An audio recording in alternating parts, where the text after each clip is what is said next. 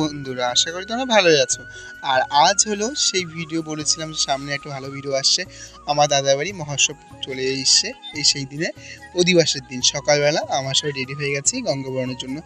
আর গঙ্গাবরণতে আমি, আমার বৌদিরা, সবাই আমাদের যত আত্মীয় স্বজনরা সবাই এই সময় আসে। আমরা খুব এনজয় করি দাদাবাড়িতে মহোৎসবে।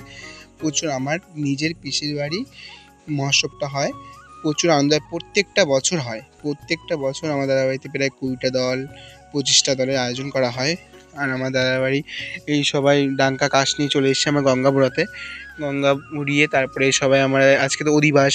আর আমি 3টা পার্টে ভিডিওটা করবো, মানে এক একটা পার্ট দেবো, কারণ ফেসবুকে তুমি আমাদের ভালো করেই জানো ফেসবুকে এখন লং ভিডিও দেওয়া একদমই বারণ। আর কোনো মিউজিক ভিডিও দিলে তো একদম কপিরাইট আসছে, মানে একদম কোনো সব ভয়েসেই দিতে হবে তোমার। কোনো মানে রিলস ভিডিও এখন অনেকই কম চলছে ফেসবুকে, এখন যা হবে সব ভয়েসে এরকম।